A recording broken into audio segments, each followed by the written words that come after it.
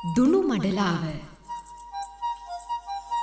අපි අද මුහුණ දීලා තියෙන්නේ මහත් විසම අවිචාර සමයකට. අනවබෝධය සහ ආත්මාර්ථය පෙරදරි කරගෙන අප විසින්ම සිදු කරගන්නා සහ සිදු කරමින් පවතින මහත් විනාශයන් ගැන බොහෝ දෙනෙකුට කිසිම අවබෝධයක් හෝ හැඟීමක් නැහැ. අප මේ ගැන වහවහ දැනුවත් නොවුනහොත් සහ නිවැරදි දිවි පැවැත්මකට අනුගත නොවුනහොත් රට ජාතිය ආගම පරිසර ගැන කතා කරන්න පමණක් නෙමෙයි, තමන් ගැනවත් තම පවුල ගැනවත් කතා කරන්නවත් කෙනෙක් ඉතුරු වෙන්නේ නැති වෙයි. සුවපත් දිවියක් වෙනුවෙන් පිළිවෙතින් පෙළ ගැසෙමු. මිහිපිට වෙසෙනා සතුන්ගේ ජීවත්වීමේ අයිතිය සුරකිමින් යහපත් ජීවන රටාවක් තුළින් නිරෝගී දිවි පෙවෙතක් උදා කරගන්නට ධර්ම Voices for Animals සංවිධානයේ ඉදිරිපත් කරන දුනු මඩලාව. සුවයෙන් සතුටින් ජීවත් වන්නට බුදුදහමින් සහ නූතන විද්‍යාවෙන් අනුදත් දේ ජාත්‍යන්තර ප්‍රජාව සමග එක්ව කතා කරමු. විචාරපූර්වකව ජීවිතයට ගලපා ගනිමු. සෑම සිකුරාදාම පෙරවරු 11:15 සිට කඳුරට සේවයෙන් FM 107.3 107.5 90.1 SLBC සහ රේඩියෝ ගාඩන් දුරකථන යෙදවුම් ඔස්සේ දෙවෙන සිත් වෙත ගලා එන සිහිලැල් සිතිවිලි ධාරාව. දුනු මඩලාව, දුනු මඩලාව.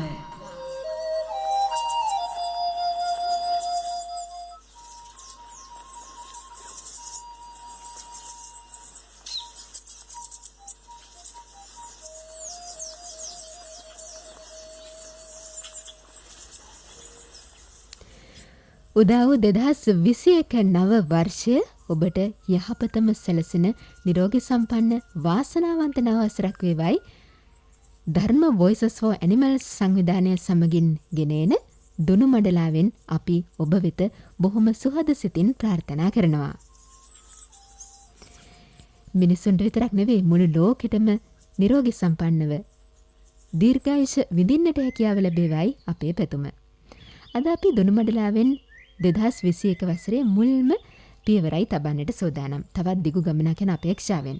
අද අපි කතා කරන්නට බලාපොරොත්තු වෙන්නේ ඔබ දන්නවා ඔබ දකිනවා ඇති විහෙර විහාරස්ථානයකට ගියාම අපි යන්නේ මල් පහන් පූජා කරලා ත්‍රිවිධ රත්න ආශිර්වාදය ලබා ගන්නට. එහෙමත් නැත්නම් අපේ ගෞරවනීය භික්ෂුන් වහන්සේලාට දානමාන පිළිගන්වලා ඒ පුණ්‍ය කර්මය සිදු කරන්නට. මේ විදිහට විහාරස්ථානයක් කරා යන විට ඔබ දකින්න ඇති පන්සල් මිදුලේ නැත්නම් බෝමළුවේ කුඩා සුනක පැටවුන් සහ සුනකින් කෙතරම් ගැවසෙනවද කියලා. ඇත්තටම පන්සල කියන්නේ පූජනීය ස්ථානයක්. එය සතුන්ට නිදැල්ලේ ගැවසෙන්නට තිබිය යුතු තැනක් නොවේ. නමුත් මේ වගේ තත්ත්වයක් යටතේ ඇතිවන විවිධාකාර ගැටලු පිළිබඳව අපගේ අවධානය යොමු වෙලා තියෙනවා. අද අපි දුනු මඩලාවෙන් ඊට කිසියම් විසඳුමක් සොයන්නටයි සූදානම.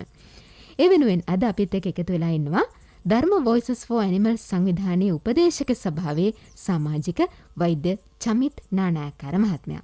ආයිබෝවන් සුබ උදෑසනක් සහ සුබ නව වර්ෂයක් වේවා වෛද්‍යතුමනි. ආයිබෝවන් ගීතානි. ඇත්තටම ගීතානි අහස බොහොම පැහැපත්. අහස සුන්දරයි. අහස වගේමයි මිනිස් සිත. හැබැයි වෙනසක් තියෙනවා. මේ මිනිස් සිත හැම වෙලාවම කළු අලා වලින් වැහිලා තියෙන්නේ. මේ මිනිස් සිත ඇතුලේ තියෙන කරුණාව, දයාව, මෛත්‍රිය ගොඩක් වෙලාවට අපිට එළියට පේන්නේ නැහැ. හැබැයි අහස වගේ හිත ප්‍රභාෂවරයි. එතකොට මම අලුත් අවුරුද්දේ මගේ තියෙන ඉල්ලීම, මගේ තියෙන ප්‍රාර්ථනය හැම කෙනාගේම හිත ඒ පැහැපත් අහස වගේ සුන්දර වෙන්න, ඒ වගේම ඒ කළු අලාවල් ඈත් වෙලා මුළු ලෝකෙටම මිනිසුන්ට වගේම සත්තුන්ටම ආදරය කරන්න, කරුණාව දක්වන්න ඒ හිතවල මෛත්‍රිය, දයාව පහළ වේවා කියන එකයි මගේ ප්‍රාර්ථනාව ගීතානි. ඉතින් ස්තුතියි. ඒ පැතුමට අපිත් එකතු වෙනවා. මම හිතන්නේ ඔබත් එකතු වෙනවා ඇති. අපි එකම පැතුමක කොටස්කරුවන් වෙමු. අද අපි කතා කරන්නේ කාලයක් තිස්සේ අපගේ අවධානය යොමු විය යුතුව තිබිච්ච කාරණයක් පිළිබඳව. පන්සල නැත්නම් විහාරස්ථානයේ ආශ්‍රිතව ජීවත් වන සතුන්ට රැකවරණය දීම ගැන අපිට අවධානය යොමු කරන්නට වෙලා තියෙනවා. අපි දකිනවා අපේ භික්ෂුන් වහන්සේලාට ලැබෙන දාණයෙන් කොටසක් සතුන්ට වෙන් කරනවා. අපේ දායක පිරිසේ ගියාම ඒ අයත් සතුන්ට කන්නට දෙනවා. නමුත් ඊට වඩා එයාගේ රැකවරණය ගැන අපි හිතන්නට අවශ්‍යයි. කොහොමද ධර්ම Voices for Animals සංවිධානය ඒ සඳහා අවධානය යොමු කරන්නේ? ඇත්තටම ගීතානි අපි ගත්තට පස්සේ අපේ හාමුදුරුවන් වහන්සේලා පන්සල් වල ඉන්න ආමුදුරු හැම කෙනෙක්ගේම හිත කරුණාවෙන් දයාවෙන් පිරලා තියෙන්නේ. ඒකට ගොඩක් වෙලාවට පන්සල්ට එන මිනිස්සුන්ට වගේම සතෙකුටත් ඒගොල්ලන්ගේ ආදරේ කරුණාවේ සීමාවක් නැහැ. එතකොට පන්සලට කවුරු හරි කෙනෙක් ගෙනල්ලා දාන අතහැරලා දාලා යන සතෙක් කවදාවත් පන්සලකින් එලවලා එළියට විසි කරලා දාන්නේ නැහැ. ඉතින් ඒ විදිහට මේ තියෙන අනුකම්පාව දයාව වෙලාවකට පන්සලටම කරදරයක් වෙනවා. මොකද මිනිස්සු වගකීමක් නැතුව සත්ව ඇති කරන මිනිස්සු තමන්ගේ වෙලාවට තමන්ගේ සතාව වඳ සත්කම කරගන්න නැතුව සතුරු පැටව ටික බෝ වුණාම පෙට්ටියකට දාලා පන්සලට ගෙනත් දානවා. එතකොට පන්සලේ හාමුදුරුවන්ට අනුකම්පාව දයාව තිබ්බට වෙලාවට මේක කරදරයක්. වෙලාවට මේ සතුන්ට ලෙඩ වෙනවා. මේ සතුන්ට කුෂ්ඨ රෝග එතකොට විවිධ ලෙඩ වර්ග හැදෙනවා. හාමුදුරුවෝ අසරණයි. සමහරට උන්වහන්සේලාට මේ සතු ටික අරගෙන වෛද්‍යවරයෙක් ළඟට යන්න විදිහක් නැහැ. උන්වහන්සේලාට ඒකට සමහරට මුදල් ප්‍රතිපාදන නැහැ, කාලය නැහැ. එතකොට ඇත්තටම මේ උන්වහන්සේලාට හරිම පීඩනයක්. ඒ වගේම මේ සතුන්ටත් හරියට රැකවරණයක් සමහර වෙලාවට හම්බෙන්නේ නැහැ. ඉතින් ඒ නිසා අපි ධම්මවෝසස් ඇනිමල් සංවිධාන විදිහට වැඩසටහනක් ආරම්භ කරා. මේ පන්සල් වලට ගිහිල්ලා මේ සතුන්ට නොමිලේ ප්‍රතිකාර කරන්න, මේ සතුන්ව බලා ගන්න, විශේෂයෙන් මේක කාරණා දෙකක් හින්දා ඒ සතුන්ට තියෙන අනුකම්පාව දයාව සහ අපි මිනිස්සුන්ට වගේම සතුන්ට ජීවත් වෙන්න අයිතියක් තියෙන හින්දා විශ්වාස කරන හින්දා දෙවනි කාරණේ මේ අහිංසක සතුන්ට ජීවත් වෙන්න තැනක් දීලා තියෙන අපේ හාමුදුරන් වහන්සේලාගේට කරන ගෞරවයක් විදිහට උන්වහන්සේලාට කරන ගෞරවාන්විත සැලකීමක් විදිහට අපි පන්සල් වලට යන තීරණය කරා. ගිහිල්ලා ඒ සතුන්ට බෙහෙත් කරන්න නොමිලේ අපි තීරණය කළා. වැඩසටහනක් 2019 අවුරුද්දේදී ආරම්භ කරා. ඔව් 2019 අවුරුද්දේ ආරම්භ කරපු මේ ව්‍යාපෘතිය 2021 උදාවේදීත් වඩාත් සාර්ථක අන්දමින් ක්‍රියාවට නැංවීම ඉතාම කාලින වශයෙන් වැදගත් කාරණාවක්. මම හිතන්නේ ඒක බොහොම සුබදායක පණිවිඩයක් බවට පත්වේවි අපේ විහාරස්ථානවල වැඩ වාසය කරන භික්ෂුන් වහන්සේලාටත්. දැනගන්නට කැමති වෛද්‍යතුමනි, දැන් මේ වගේ කාරණයක් පිළිබඳව වර්තමානයේ අවධානය යොමු වෙලා තියෙද්දි අතීතයේ කොහොමද මේ වැඩි වෙන සුනක ගහණය පාලනය කරන්නට විවිධාකාර ක්‍රම උපයෝගී කරගත්තා. නමුත් ඒවායේ තියෙන යම් දුබලතා නැත්නම් අපි හදාගත යුතු තැන් තියෙන නිසා තමයි වර්තමානයේදී මේ වගේ අලුත් වැඩපිළිවෙලක් සඳහා අවධානය යොමු වෙලා තියෙන්නේ. මුලින් තිබිච්ච තත්ත්වය කොහොමද? ඇත්තටම ගීතානි, ඔබ දන්නවා ජලබීතිකා රෝගේ මාරාන්තිකයි. හැදුනොත් අනිවාර්යයෙන්ම මිය යනවා. ජීවත් වෙන්න විදිහක් නැහැ. මේ ජලබීතිකා රෝගේ බෝ වෙන්නේ ශීරපයි සත්තුන්ගේ. ඒ කියන්නේ අපි ළඟ ගත්තොත් අපේ බල්ලන්, බලලුන්, ඒ වගේ මුගටි, ඒ වගේ සත්තුන්ගෙන් ඕන කෙනෙක්ගෙන් බෝ වෙන්න පුළුවන්. හැබැයි මිනිසත් එක්ක ළඟින් ගනුදෙනු කරන්නේ සුනකයන් නිසා මේ සුනකයන් තමයි ජලබීතිකාරික සුනකෙක් සපක් නැවොත් තමයි ජලබීතිකා රෝගේ වෛරසය ඇතුල් වෙලා ජලබීතිකා රෝගේ අපිට වැළඳින්නේ. එතකොට ගීතානි අපි ගත්තොත් එහෙම 1977 වර්ෂයේ 73 වර්ෂයේදී ලංකාවේ පුද්ගලයෝ 373 දෙනෙක් මිය යනවා මේ ජලබීතිකා රෝගය නිසා. එතකොට අපිට ඒ වෙලේ තමයි අපිට මේ සුනක ගහණය පාලනය කිරීමේ අවශ්‍යතාවයක් ඇති වෙනවා. ඒ කියන්නේ ගීතානි අපි ගත්තොත් එහෙම සාමාන්‍ය මේ පරිසර පද්ධතිය ඇතුලේ පරිසර ඇතුලේ ආහාර දාම ආහාර ජාල කියලා දේවල් ටිකක් තියෙනවා සහ පරිසර සමතුලිතතාවය කියලා තියෙනවා. හැබැයි මිනිසුන්ගේ බලපෑම නිසා මේ සමතුලිතතාවය බිඳිනවා. එතකොට සමහර සත්ව විශේෂ බෝවීම වැඩි වෙනවා, සමහර සත්ව විශේෂ වඳ වෙලා යනවා. ඉතින් මේ විදිහට මේ මිනිසාගේ බලපෑම නිසා වැඩි වඳ කියන්නේ වර්ධනය වෙලා කියන ගහණේ වැඩි වෙච්ච ප්‍රමාණයක් තමයි සුනකය. ඊට පස්සේ තීරණය කරා ඒ වෙලාවේ කරන්න දෙයක් තිබුණේ නැහැ. සෞඛ්‍ය අමාත්‍යාංශය විදිහට තීන්දුවක් අරගෙන සුනකයෝ අවුරුද්දට ලක්ෂ ගාණක් 1973 ඉඳන් මරලා දාන්න පටන් ගත්තා. හැබැයි මේ මරා දැමීමට අපේ සමාජය ඇතුළේ ඉන්න සියලුම ශ්‍රී ලාංකිකයෝ එකඟ වුණේ නැහැ. ඒගොල්ලෝ දිගින් දිගට මේ රෙහි වුණා. හැබැයි වෙන කරන්න උත්තරයක් තිබුණේ නැහැ. හැබැයි ඊට පස්සේ දිගින් දිගට වෙන එන විරෝධයන් යටතේ මේ වැඩසටහන සාර්ථකව කරගන්න සෞඛ්‍ය අමාත්‍යාංශයට බැරි වුණා. හැබැයි ඊට පස්සේ 2006 අවුරුද්දේදී බුද්ධ ජයන්ති වෙනුවෙන් මහින්ද රාජපක්ෂ අගමැතිතුමා තීන්දුවක් ගත්තා මේ සුනකයන් මරණ එක නතර කරන්න ඕන කියලා. ඊට පස්සේ නතර කරලා 2008 දී මානුෂිකව ගහණය පාලනය කරන්න සුනක ගහන පාලන වන්දනා කරන වැඩසටහන සෞඛ්‍ය අමාත්‍යාංශ විසිට අඳුරලා දුන්නා. ඉතින් මේ වැඩසටහන ඉතාම සාර්ථකව දැන් 12 වෙනි අවුරුද්දට ක්‍රියාත්මක වෙනවා ලංකාව රට ඇතුලේ. ඉතින් දැන් අපි මානුෂිකයි රට විදිහට ඒතර අපි ආඩම්බර වෙන්න ඕන ලෝකේ එකම රට තමයි මානුෂික විදිහට විශාල මුදලක් ආණ්ඩුවක් විදිහට වියදම් කරලා මේ වැඩසටහන ක්‍රියාත්මක කරන එකම රට ලෝකේ ලංකාව විතරයි. ඔව් වෛද්‍යතුමනි, ඇත්තටම මේ වගේ කාරණයක් පිළිබඳව ඇයි අවධානය යොමු වෙලා තියෙන්නේ එක කෙතරම් වැදගත්ද කියලා ඔබට පැහැදිලි වන්නට ඇති වෛද්‍යතුමා කියන කාරණාත් එක්ක.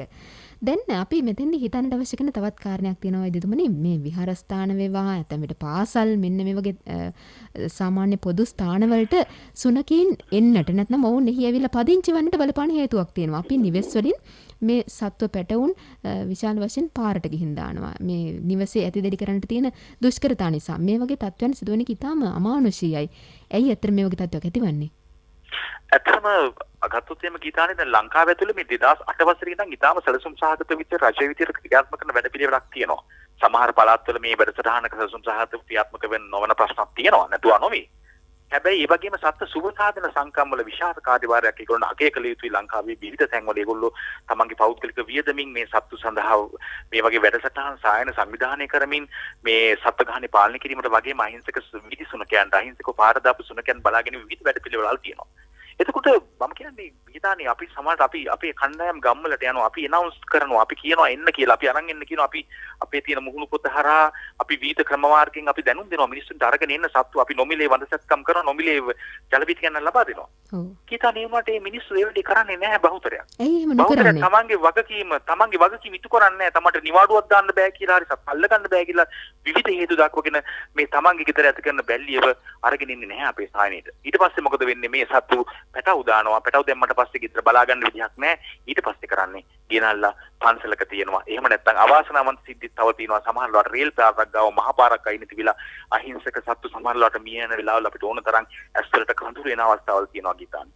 ඉතින් ඒ නිසා මම කියන්නේ ඇත්තටම ඒ වගේම ගීතානේ කියන්න ඕන කාරණයක් තියෙනවා. අපි දැන් ඔබත් සමග අපි පහුගිය කාලේ අවස්ථා කීපයක කතා කරා මෙන්න මේ ඇනිමල් වෙල්ෆෙයාර් බිල් සත්ත්ව සුබසාධන පනතක් රටට අවශ්‍යයි කියලා. ඒ වෙනුවෙන් අපි පෙළ ගැහෙනවා, අපි එකතු වෙනවා, අපි කතා කරනවා. අපි දැන් මේ වෙනකොට ඒක අවශ්‍යන් අධීරේ තියෙන්නේ. මෙන්න මේ සත්ත්ව සුබසාධන පනතක් ගෙනාවා. මේ පනත ඇතුලේ responsible pet ownership law එක කියන වගකීම් සතුන් ඇති කිරීමේ ප්‍රතිපාදනය ඇති වෙනවා. එතකොට මිනිසුන්ට තම තමන්ට ඕන විදිහට මේ සතුන්ගේ ජීවිතවලට හානි කරන්න බෑ. තම තමන්ට ඕන විදිහට මේ ජීවිතත් එක්ක සෙල්ලම් කරන්න බෑ. වගේම තම තමන්ට ඕන විදිහට මේ විදිහට පන්සල් වලට, පාරවල් වලට, ඉස්කෝල වලට බලපෑටව දාලා, සත්තු කිනක් දාලා වගකීමක් නැතුව අනික් අයට කරදරයක් වෙන විදිහට හැසිරෙන්න බෑ ගීතානේ. ඒ හින්දා මෙතනදි වැදගත්ම කාරණේ මේ සියලු ප්‍රශ්න වලට සතුන්ගේ ආරක්ෂාව තහවුරු කරන්න, සතුන්ගේ ජීවිත සුරක්ෂිත කරන්න තියෙන එකම ක්‍රමය මෙන්න මේ සත්ත්ව සුබසාධන පඩත ඉක්මනින්ම සම්මත කරලා මේ අපේ රට ඇතුලේ ඒ සතුන්ට මෙන්න මේ අයිතිය සලසන එක ගීතානේ. ඔව්. හොඳයි. ඔබත් සතුන්ට ආදරය කරන කෙනෙක් නම් නැත්නම් මේ විදිහට නිදැල්ලේ ගැවසෙන සතුන් පිළිබඳව කරුණාවක් ඔබේ හිතේ උපදිනෝ නම් නෙතට කඳුලක් නැගෙනවා නම් මේ අය දැකලා ඔබත් හිතන්නට අවශ්‍ය කාලේ දැන් උදා වෙලා තියෙන. ඔබේ හඬ අතිශයින් වැදගත්. අද අපි කතා කරමින් ඉන්නේ පන්සල ආශ්‍රිතව ජීවත් වන සතුන්ට රැකවරණය DVA වෙට් කෙයා ප්‍රොජෙක්ට් පිළිබඳවයි. වෛද්‍ය චමිත් නානාකාර මහත්මයා ධර්ම වොයිසස් ෆෝ ඇනිමල්ස් සංවිධානයේ උපදේශක සභාවේ සමාජිකතුමන් සමගින්. වෛද්‍යතුමනි, දැන් ජාතික සත්ත්ව සුබසාධන පනත ඒත් එකම ඒ ඔස්සේ සිදු කරන්නා වූ වැඩසටහන් ඔස්සේ මේ වගේ පන්සල් ආශ්‍රිතව ජීවත් වන සතුන්ගේ සුබසාධනය වෙනුවෙන් සුවිශාල කාර්යභාරයක් සිදු කරන. දැන් ඔබතුමා කිව්වා වගේ මේ ඔස්සේ සිදු කරන්නා වූ කාර්යයන් අපි එකක් වශයෙන් කතා කළොත් මොනවද ඇත්තට ඔබතුමන්ලා සිදු කරන්නේ? ඇත්තටම ගීතානේ අපිට මේකේ සීමාවක් නැහැ. අපි පන්සලකට ගියාම පළවෙනි විදිහට ඒ සත්ත්වයේ ගැහෙන සත්තු ඉන්නවා නම් අවශ්‍ය සත්තු ඉන්නවා නම් අපි ඒ සතුන් සඳහා වඳසත්කම් සිදු කරනවා. ඒ වගේම ජල බීතිකා එන්නත් ලබා දෙනවා. ඒ වගේම ගොඩක් වෙලාවට අපිට දකින්න හම්බෙන පන්සල් වල විවිධ කුෂ්ඨ රෝග, හැමේ රෝග හැදිච්ච සුනකයෝ බොහොම අසරණ වෙනවා. අපි ඒ සතුන්ට සීල සතුන්ට ප්‍රතිකාර කරනවා. ඒ වගේම සමහර සතුන්ට අපි දන්නවා කැන්සර් හැදිලා එක පිළිකා වර්ග හැදිලා ඉන්නවා. ඒ සතුන්ට අපි ප්‍රතිකාර කරනවා. තුවාල වෙලා ඒ වගේ විවිධ රෝග, සියලුම රෝග සඳහා ගීතානේ අපි ඇත්තටම ප්‍රතිකාර කරනවා. ඒ වගේම එකපාරකින් නතර වෙන්නේ අපි මේ පන්සලේ ඊළඟ පාරට අපි සමහරලාට සුනකයාට කුෂ්ඨ රෝග සඳහා ප්‍රතිකාර කරොත් එකපාරක් කරාම මදි. නැවත වරක් යන්න ඕනේ. අපි ඒක තව වතාවක් හරි දෙන්න ගිහිල්ලා ඒ ප්‍රතිකාර කරලා ඒ පන්සලේ තියෙන ගැටලුව සම්පූර්ණයෙන් මේ සත්තු සම්බන්ධිත වෙන ගැටලුව අපි निराකරණය කරනවා. සමහර විටක අපි හිතමු මේ පන්සලට ඒ සත්තුන්ට කැම පිළිබඳ ගැටලුවක් තියෙනවා නම් කන්න දෙන එක සම්බන්ධයෙන් සත්තු ගන්න වැඩි නම් අපි සත්ත්ව නම් වෙනස් සත්තු සුබදාන සංගමෙත් එකක් කතා කරලා ඒ වගේ තැන් වලට අවශ්‍ය කරන්නේ කැම සත්තුන්ට කැම ලබා දෙන වගේ වැඩ පිළිවෙලක් පවා අපි සකස් කරලා තියෙනවා. ඔව් එදිතුමනි, දැන් මේ පිළිබඳව බොහෝ දෙනෙක් උනන්දු වෙන්නේ නැති අපේ දායක පිරිස් වගේම විහාරස්ථානවල වැඩ වාසය කරන අපේ ගෞරවනීය ස්වාමින් වහන්සේලා ඔබට පුළුවන් මේ පිළිබඳව සම්බන්ධීකරණය කර ගැනීම සඳහා මේ දුරකථන අංකය නමතන්න. අපි දුරකථන අංකයක් සඳහන් කරන්නම්. ශානිකා ගමගේ මහත්මිය අමතන්න 074 031 33 55 දුරකථන අංකයෙන් 074 031 33 55 ඒ දුරකථන අංකයෙන් ශානිකා මහත්මිය අමතන්න. ඒ අවශ්‍ය කරන සම්බන්ධීකරණ කටයුතු නුදුරේදීම සිදු කර දෙවි. වෛද්‍යතුමනි, දැන් මේ ලෝකයේ එකම රටක් විදිහට අපිට කතා කරන්න පුළුවන් ශ්‍රී ලංකාව පිළිබඳව මානුෂීය ක්‍රම උපයෝගී කරගෙන සතුන් පාලනය කිරීම සිදු කරන. ඇතැම් රටවල විවිධ හිංසන ක්‍රියා මගින් සතුන් ඝාතනය කරලා ඔවුන්ට පිළිබඳ කිසිදු අනුකම්පාවකින් තොරව කටයුතු කරන අවස්ථා අපිට දකින්නට ලැබෙනවා. නමුත් අපේ රට ගැන අපිට එතෙන්දී ආඩම්බර වෙන්නට පුළුවන්. වෛද්‍යතුමනි.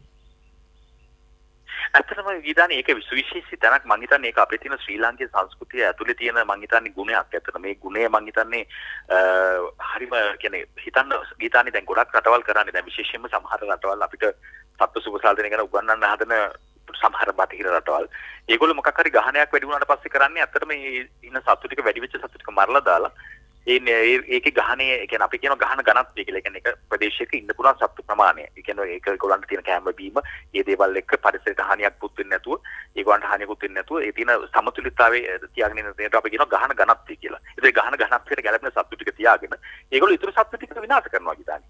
එතනින් පස්සේ තමයි ඒගොල්ලෝ ඇත්තටම සත්තු සුබසාධන ගැන කතා කරන්නේ ඉන්න සත්තුන්ගේ. හැබැයි අපි එහෙම නෙමෙයි. මේක ලොකු ලංකාවේ අපි මේ වැඩසටහන ආරම්භ කරනකොට ගීතානි සංඛාවේ හිටිය සත්තු මිලියන 3ක්. ඔව්. සුනකේ මිලියන 3ක් හිටියා. ඊළඟ කාරණේ තමයි මේ මිලියන 3 ගීතානි අපේ ගොඩක් වෙලාවට ඔබ දන්නවා අපේ ගෙවල් වල වැටවල් ගහලා නැහැ. ඒ වගේම අපේ සත්තු බැඳලා නැහැ. අපේ සත්තු කූඩු වල දාලා සත්තු නිදාලා ඉන්නේ. ඔව්. ඒතකොට ගෙදරින සතා වුණත් ගොඩක් වෙලාවට ඉන්නේ පාරේ ඇවිදලා. එහෙම තියෙන විශාල ගහනයක් තියෙන එක ලොකු අර්බුදයක් වෙන රටකට වැඩිය. නමුත් අපි ඉතාම හොඳ සැලසුමක් යටතේ ඉතාම කල්පනාකාරීව මේ වැඩසටහන ආරම්භ කරපු නිසා අපිට පුළුවන් වුණා යම් තරමකට මේ වැඩසටහන මේ ගහණය පාලනය කරන්න පුළුවන් වුණා. හැබැයි ඉතින් මෙහෙමයි. මේක මම කියන්නේ ඇත්තටම මේක අපි මධ්‍යම රජයේ විදිහට ඇත්තටම විශාල මුදලක් මේ වෙනුවෙන් පළාත් වලට වෙන් කරනවා. හැබැයි පළාත් වල සමහර රටේ සැලසුම් වල අසාර්ථකතාවයන් තියෙනවා. එතකොට ඒ අසාර්ථකතාවයන් නිසා සමහර පළාත් වල මේ වැඩසටහන හරියට ක්‍රියාත්මක වෙන්නේ නැහැ ගීතන්. මොකද අපි දන්නවා ගහනයක් පාලනය කරන එක ගොඩනැගිල්ලක් හදලා ඉවර කරනවා වගේ නෙමෙයි. ගොඩනැගිල්ලක් නම් එක තට්ටුවක් හදලා ඊළඟ අවුරුදු ඊළඟ තට්ටුව හදලා ඊළඟ අවුරුද්දේ තව තට්ටුවක් හදන්න පුළුවන්. හැබැයි හැම සුනකෙක්ම අවුරුද්දට දෙවතාවක් පැටව දානවා.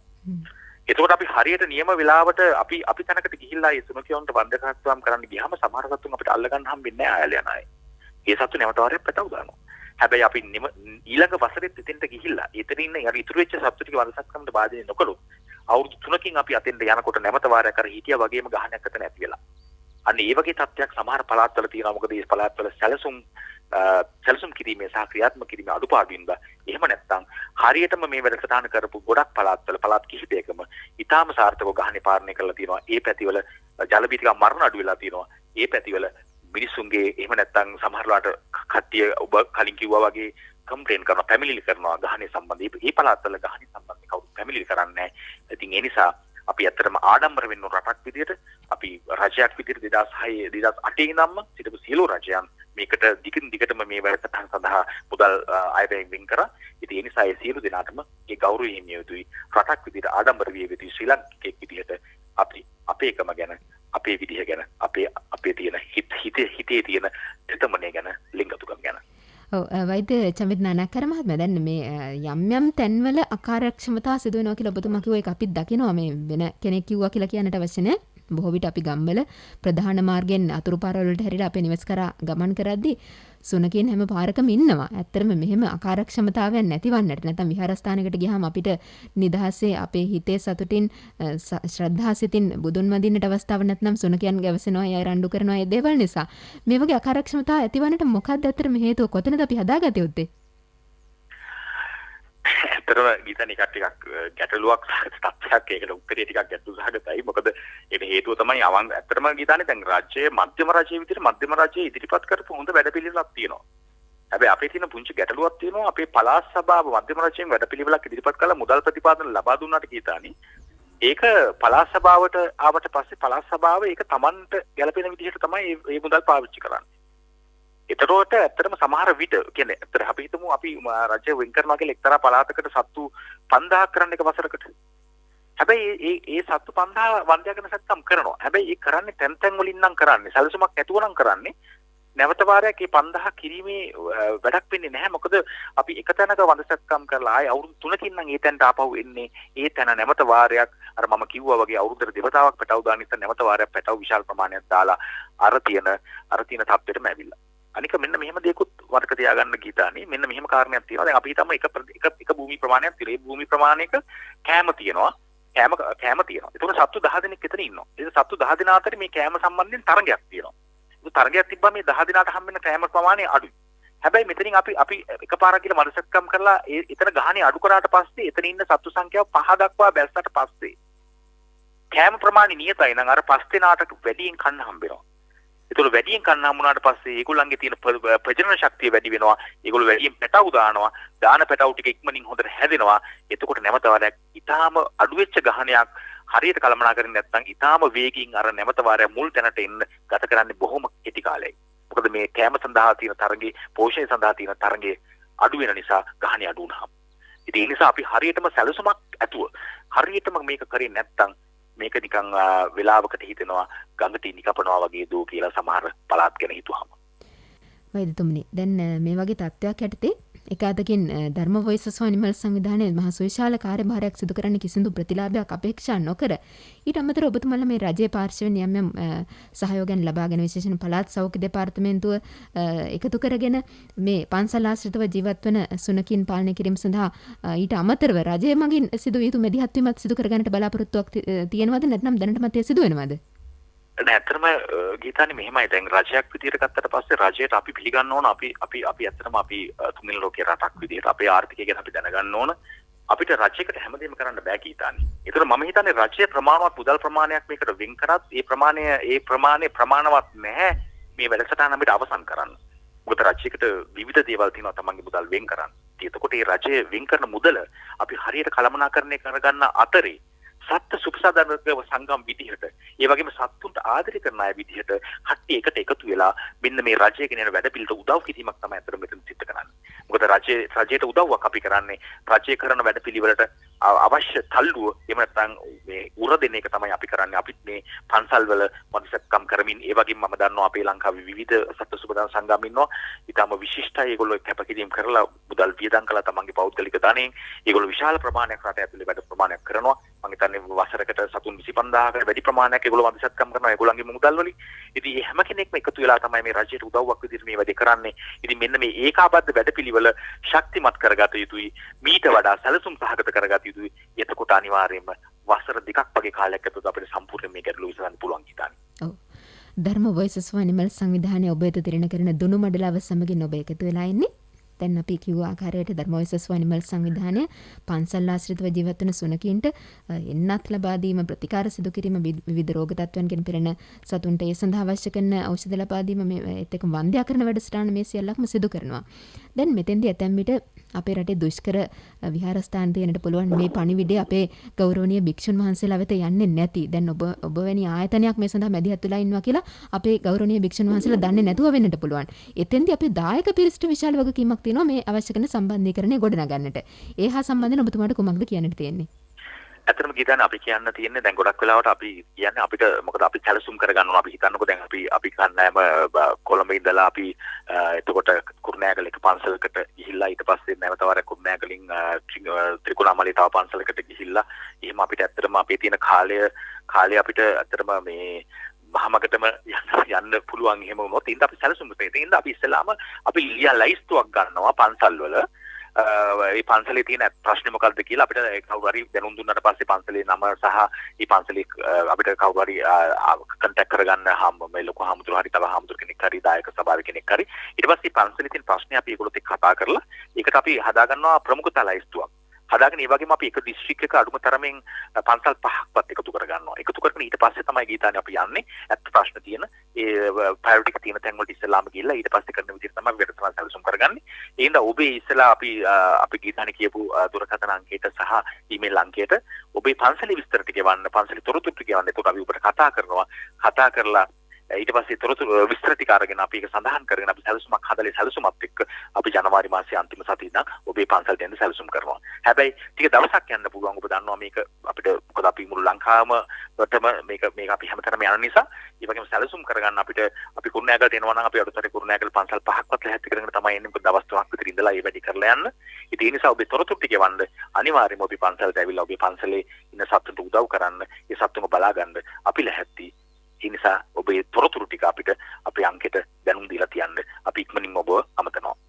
ඔව් එදිතුමනි අපි ඒත් එක්කම කතා කරමු. දැන් මේ වගේ කටයුත්තක් සංවිධානය කරද්දී අපේ පශු වෛද්‍යවරුන්, එත් එක්කම ශල්‍ය වෛද්‍යවරුන්, චර්ම රෝග පිළිබඳ වෛද්‍යවරුන් මේ ආදී අර අපේ මිනිසුන්ට කායික රෝග සඳහා ප්‍රතිකාර කරනවා වගේම සතුන්ටත් ප්‍රතිකාර කිරීම සඳහා ඒ සියලු අංශ නියෝජනය වෙන විදිහට වෛද්‍ය කාර්ය මණ්ඩලයක් අවශ්‍යයි. මේ හැම දෙනාම එකම අවස්ථාවක සංවිධානය කරගෙන ඒ විහාරස්ථාන කරා ළඟා විය යුතුයි. කොහොමද මේ සැලසුම් සහ ඒ සංවිධාන කටයුතු ඔබතුමාලා සිදු කරන්නේ? ඇත්තටම ගීතානේ අපිට දැන් අවුරුදු 20ක විතර පළපුරුදු දින වෛද්‍යවරු 5 දෙනෙක් අපේ කණ්ඩායමේ ඉන්නවා මේ වැඩසටහන සඳහා සජීව පැහැදිලා. ඒ වගේම මේ අත්දැකීම් තියෙන පශු වෛද්‍ය ඒ කියන්නේ නිලධාරීන් අපි ගාව ඉන්නවා 15 දෙනෙක්. ඒ වගේම මේ අපිට තව සුනකියෝ අල්ලගෙන යන්න අපේ තව කණ්ඩායමක් ඉන්නවා 10 දෙනෙක්ගේ කණ්ඩායමක්. ඉතින් මේ මුළු කණ්ඩායමම අවශ්‍යතාවය මත ලොකු වැඩ කරන්න තිබ්බොත් අපි වැඩි කණ්ඩායමක් කරනවා. එහෙම නැත්නම් අපේ කීප දෙනෙක් ගිහිල්ලා හරි ඒ විදිහට අවශ්‍යතාවය මත සැලසුම් කරලා අපි කණ්ඩායම අදාළ තැනට යවනවා. විශේෂයෙන්ම මමත් වෛද්‍ය උදේ විශේෂවර්ධනක් තමයි අතර මේ වැඩසටහනට මුල් වෙලා වැඩ කරන්නේ. ඉතින් අපි දෙන්න හැම තැනකටම මේ වැඩසටහන සඳහා ලංකාවේ යවෙනවා. ඔව් දැන් මේ වගේ කටයුත්තක් වෙනුවෙන් ඔබට විශාල කාර්යභාරයක් තියෙනවා මේ සම්බන්ධීකරණ කටයුතු සිදු කිරීම සඳහා. ඔබේ විහාරස්ථානයේ වැඩ වාසය කරන නායක ස්වාමින් වහන්සේ මේ පිළිබඳව දැනුම්වත් කරන්න. එහි නිදැල්ලේ ගවසන සුනකින් ඉන්නවා කියලා ඔබට වැටහෙනවා නම් පේනවා නම් ඔබ නොපැකිලව දැනුම් දෙන්න මේ දුරකථන අංකයට අවශ්‍ය කරන කටයුතු සිදු කරන්නට ධර්ම වොයිසස් ෆෝ ඇනිමල් සංවිධානය සැදී පැහැදී සිටිනවා 074 33 55 074 අංකයෙන් ශානිකා මහත්මිය අමතන්න. එමත් නැත්නම් shanika@dharmavoicesforanimals.org shanika@dharmavoicesforanimals.org ඊමේල් ලිපිනයටත් පුළුවන් ඔබේ විස්තර දැනුම් දෙන්න. ඔබේ විහාරස්ථානයේ ආශ්‍රිත ඒ විස්තර දැනුම්වත් කරන්නට. වෛද්‍යතුමනි, දැන් මේ කටයුත්ත මේ ආකාරයෙන් සිදු වෙද්දී අපි පන්සල පිළිබඳව කතා කරනවා, ඒත් එක්කම මහා මාර්ගාශ්‍රිත ජීවත් වෙන සුනකින් ගැන කතා කරනවා, ඒත් එක්කම පාසල් මේ වගේ පොදු ස්ථානවල සතුන් ගැවසෙනවා. ඊට අමතරව මේ හැම තැනටම සතුන් මුදා හැරෙන්නේ බොහෝ විට නිවෙස් වලින්. මේ හින්දා අපේ මූලිකවම ආකල්පමය වෙනසක් ඇති කර ගන්නට අවශ්‍යයි. ඔබට ඇති දැඩි කරන්නට බැරි නම් සතුන් ඇයි නිවසේ ඇති කරන්නේ? ගැහණු සතුන් නැති කරලා ඒ පැටවුන් මහමගට යවනවා නම් ඔබ කරන්නේ අත්‍තරම පාප කර්මයක්. අපි මුලින්ම හදාගත්තු උත්තන එයයි කියලා මට හිතෙනවා. වෛද්‍යතුමනි, ඔබතුමාගේ අදහස? ඇත්තටම ගීතානේ දැන් අපේ විවිධ වැඩසටහන් ඇත්තටම මම කලින් කිව්වා වගේම හැමතැනම වැඩසටහන් මෙවැනි වැඩසටහන් තියෙනවා. මම කියන ඔබේ කාලය කැප කරන්න. ඇත්තටම සමහරවිට ඔබට ගත කරන්න වෙන්නේ එක නිවාඩුවක් අරගෙන ඔබේ සතියකින් මාසෙකින් අවුරුද්දෙන් එක දවසයි. ඒ දවසේ කරන ඔබ කරන අරගෙන සතාව අරගෙන ගිහිල්ලා වංශකම කරගත්තොත් ඒ සතා තව සත්තු ගණනාවකට ජීවිතේ හිමි වෙනවා. උන්ට දෙන්න වෙන්න පුළුවන් කරදර වලින් ඒ සත්තු බේරෙනවා. ඉතින් මම කියන්නේ මේක අපි පැහැදිලිව තීරණය කරගන්න ඕන. අපි ජීවත් වෙනකොට ගීතානි මේ සමාජයේ අපි කිසිම කෙනෙකුට කරදරයක් නොවි ජීවත් වෙන්න අපි ඉගෙන ගන්නවා නම් අපේ හැම දෙයක්ම මේ ලෝකෙ ගොඩක්ම ලස්සන තැනක් වෙයි ඊට වඩා. ඉතින් ඒ වගේම ඉස්සරහට අතර මේ සම්බන්ධයෙන් මම කිව්වා වගේම responsible patenship law එක, ඒ කියන්නේ නීතියක් විදිහට මේක සම්මත වුණාට පස්සේ ඔබට එවැනි වැරද්දක් කරන්න ඉඩක් හම්බෙන්නේ නැහැ. ඒ විදිහට අනිවාර්යයෙන්ම ඔබ නීති වැරද්දකාරයෙක් වෙනවා, ඔබට දඩ මුදලක් හිමි වෙනවා, ඔබ අනිවාර්යෙන් සිරගත කිරීමට පව ලක් වෙන්න ඉඩ තියෙනවා. ඉතින් ඒ නිසා කරුණාකරලා අපි කියන්නේ ඔබට වගේම මේ සතන්ට ජීවත් වෙන්න අයිතියක් තියෙනවා කියන එක ඔබේ හදවතට පොඩ්ඩක් හැම්කම් දෙන්න. ඔබේ හදවත ගැහෙන විදිහට මේ අහිංසකයන්ගේ හදවත ගැහෙනවා. ඔබට හුස්ම වැටෙනා වගේ මේ අහිංසකයන්ගේ හුස්ම වැටෙනවා. ඒ නිසා ඒක ඔබේ වගකීම. ඒ ඔබට වගේම ඔවුන්ට ජීවත් වෙන්න අයිතියක් කියන එක ඔබට දැනෙන්න ඕනේ. ඒ අනිවාර්යයි. එතකොට මේ ලෝකෙ මිටට ගොඩාක් ලස්සන තැනක් වෙයි කියලානේ. වෛද්‍යතුමනි, ඇත්තටම මේක ඉතාම කදිම යෝජනාවක්. මම ඒ සඳහා කදිම උදාහරණයක් කියන්නට කැමති. අද ඔබතුමා සමගින් මේ වැඩසටහනට పూర్වයෙන් අපි සාකච්ඡා කරන අතර වාරේ අපේ කාර්යාලයේ හිතමිතුරන් පවා කියනවා දැන් අපේ විහාරස්ථානයේ ආශ්‍රිතවත් මේ වගේ සත්තු ගැවසෙනවා. නැත්නම් අපේ මුස්ලිම් පල්ලි ආශ්‍රිතව මෙයා ඉන්නවා. නැත්නම් මේ කතෝලික පල්ලි ආශ්‍රිතවත් ඉන්නවා. පාසල ආශ්‍රිතව මේ වගේ විවිධ ස්ථානවල සතුන් ගැවසෙනවා. ඇත්තටම මේ පන්සල ආශ්‍රිතව පටන් ගත්ත මේ ව්‍යාපෘතිය ඒ අනිකුත් පොදු ස්ථාන, ආගමික ස්ථාන, ඒ ස්ථාන කරත් ගෙන යන්නට පුළුවන් නම් ඉදිරියේදී මේ ආරම්භක ව්‍යාපෘතියක් කොට සැලකලා ඒ තවත් ව්‍යාප්ත කරන්න පුළුවන් නම් මම හිතන්නේ ඒක ජාතික අවශ්‍යතාවක් බවට පත් වෙලා තියෙනවා වෛද්‍යතුමනි. ඔව් අනිවාර්යයෙන්ම කියතනේ අපි මෙතන පන්සල විතරක් නෙමෙයි. ඇත්තටම ගොඩක් වෙලාවට ඔබ දන්නවා දැන් ගොඩක් තැන්වල මේ සතුන්ට ඉන්න ඉඩක් දීලා තියෙන්නේ පන්සල. ඒ නිසා තමයි අපි පන්සල කේන්ද්‍ර කරගෙන අපි එහෙම සත්තු සම්බන්ධයෙන් අවශ්‍ය ඒ කරන ප්‍රතිකාර සහ ඒ වැඩසටහන් ක්‍රියාත්මක කරන. හැබැයි යම්කිසි පල්ලියක හරි යම්කිසි දේවස්ථානයක හරි ඕනම තැනක ඒ වගේ සත්තු ඉන්නවා නම් මොකද අපි සත්තු හැම වෙලෙම කරන්නේ ඒ තැන ඉන්න සත්තු ටික බලා ගන්න එක. අපි සත්තු එතනින් අරගෙන ගිහලා වෙන තැනකට දාන්නේ නැහැ. හැබැයි කවුරු හරි කෙනෙක් සත්තු බලා ගන්නවා නම් ගෙනත් දාපු සත්තු ටිකක් අපිට දැනුම් දුන්නොත් අනිවාර්යෙන් පල්ලියක්ද කොවිලක්ද දේවස්ථානයක්ද අපිට ගැටලුවක් නෑ. අපි එතෙන්ට එනවා.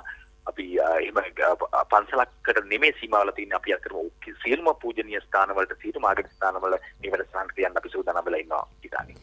හොඳයි වෛද්‍යතුමනි, මම හිතන්නේ අලුත් අවුරුද්දේ හිතන්න හොඳ ආකල්පයක්, හොඳ සිතවිල්ලක්, හොඳ හැඟීමක් අපේ සිත් තුළ ඔබ ජනිත කළා කියලා අපි විශ්වාස කරනවා. ඔබත් සතුන්ට බොහෝසේ ආදරය කරන කෙනෙක් වෙන්නට පුළුවන්. ඔබේ නිවසේ ඇති කරන සුරතලා බොහොම පරිස්සමට බලා කියා ගන්නවා ඇති. නමුත් ඔබ විහාරස්ථානයකට ගියාම ඔබ දකින්න වහි නිදැල්ලේ සත්තු ගැවසෙනවා. ඒත් එකම ඔබේ අසල්වැසි නිවසේ නැත්නම් මහපාරේ වෙනත් ආගමික ස්ථානයක, පොදු ස්ථානයක, පාසලේ හැමතැනම සත්තු. ඉතින් ඒ අයට කිසියම් සාධාරණයක් ඉෂ්ට සිද්ධ වෙන්නට අවශ්‍යයි. එක අතකින් ඒ අය ලෙඩ දුකින් පෙළෙනවා, වාහන වලට යට වෙනවා, වාහන අනතුරු වෙනවා. අපි පහුගිය දවස්වල දැක්කා මෝටර් සයිකල් අනතුරු එහෙම සිදු වෙනවා මේ සුනකින් බේරලා ඒ අය ධාවනය කරන්නට ගියාම. මහා මාර්ග ගැවසෙන සතුන්ගෙන්. මේ වගේ තත්ත්වයන් අපි වළක්වා ගත යුතුයි. ඒ හින්දා ඒ වෙනුවෙන් මැදිහත් වෙලා කටයුතු කරන ධර්ම වොයිසස් ෆෝ ඇනිමල් සංවිධානය කරන මේ ව්‍යාපෘති අනිවාර්යෙන්ම ප්‍රශංසාවට ලක් වේ යුතු කාරණාවක්. වෛද්‍යතුමනි, ඔබතුමාට අවසන් වශයෙන් දෙන්නට පණිවිඩයක් ඇති. අලුත් අවුරුදු ආරම්භයේ ඔබතුමාට මොකද්ද කියන්න තියෙන්නේ අපේ අසන්නන්ට? පහුගිය අවුරුද්ද අපි ගත කළේ ඇත්තටම මරණ එනවා කියලා දැනත් අපි මරණ එනවාද කියලා දන්නේ නැහැ වගේ ජීවත් වෙන්නේ. හැබැයි ගිය වසරේ කොරෝනා රෝගයෙන් හින්දා අපි ඔක්කොම මැරි ජීවත් වුණා. කොයි වෙලේ මැරෙයිද කියලා දන්නේ නැතුව. මොහොතකට හිතන්න. අපිට දැනෙච්ච මරණ වේදනාව අහිංසක සතෙකුට කොයිතරම් වාරයක් මේ සමාජ ජීවත් වෙනකොට දන්නේ නැද්ද? සමහරවිට අපි කරන ක්‍රියාකාරකම් හින්දා ඒ සතුන්ට කී වාරයක් මරණ බියක් ඇති වෙනවද නැද්ද? පොඩක් හිතන්න. මරණ බය අපිට වගේම ඔවුන්ටත් දැනෙනවා. ඒ නිසා අපිට වගේම අපේ ජීවිතේට වගේම ඔවුන්ගේ ජීවිතේටත් වටිනාකමක් දෙන්න, ඒ වගේම මතක තියාගන්න ජීවත් වෙන්නේ ටික කාලයයි. ඒ ටික කාලේ හොඳින් ජීවත් වෙලා අනුකම්පාව, දයාව, කරුණාව පෙරදරි කරගෙන පුරෝගෙන ජීවත් වෙලා මෙරළ යන්න තියනවා නම් ඊට එහා ගිය දෙයක් මං හිතන්නේ මිනිසෙකුට නැහැ. හොඳයි වෛද්‍යතුමනි, ධර්ම වොයිසස් ෆෝ ඇනිමල් සංවිධානය මගින් ක්‍රියාත්මක කරන DVA වෙට් කෙයා ප්‍රොජෙක්ට් නැත්නම් පන්සල සහ නිකුත් පොදු ස්ථාන ආශ්‍රිතව ජීවත් වන සතුන්ට රැකවරණය ලබා දීමේ වැඩසටහන පිළිබඳව අද 2021 ජනවාරි මාස 1 වෙනිදා අපේ අවධානය යොමු වුණේ. වෛද්‍යතුමනි, ඔබතුමාට බොහොම ස්තුතිවන්ත වෙනවා. ධර්ම වොයිසස් ෆෝ ඇනිමල් සංවිධානයේ උපදේශක සභාවේ සමාජික වෛද්‍ය චමිත් නානායකාර වෛද්‍යතුමන් අද අපත් සමගින් එකතු වුණේ. බොහොම ස්තුතියි වෛද්‍යතුමනි, අපිත් සමගින් සම්බන්ධ වුණාට ලැබුණු වසර වාසනාවන්ත නිරෝගී සම්පන්න ලොත් අවුරුද්දක් වේවායි අපි ප්‍රාර්ථනා කරන ඔබතුමන්ට. ස්තුතියි ගීතානි. හොඳයි, ඒත් එක්කම අවසන් වශයෙන් අපි යලිත් මතක් කරන්නම් අපේ දුරකථන අංකය. ඔබේ යෝජනා යොමු කරන්නට පුළුවන්, ඔබේ අදහස් යොමු කරන්නට පුළුවන්, අවශ්‍ය කරන සම්බන්ධීකරණ කටයුතු ගොඩනගා ගන්න 074 331 33 55 දුරකථන අංකය. අපි හමුවෙමු ලබන සතියේ සිකුරාදා පෙරවරු 11:15ට දුනුමඩලාවෙන්. දුනුමඩලාව නිෂ්පාදනය කරමින් ඉදිරිපත් කළ මම ගීතානි ඒකනායක.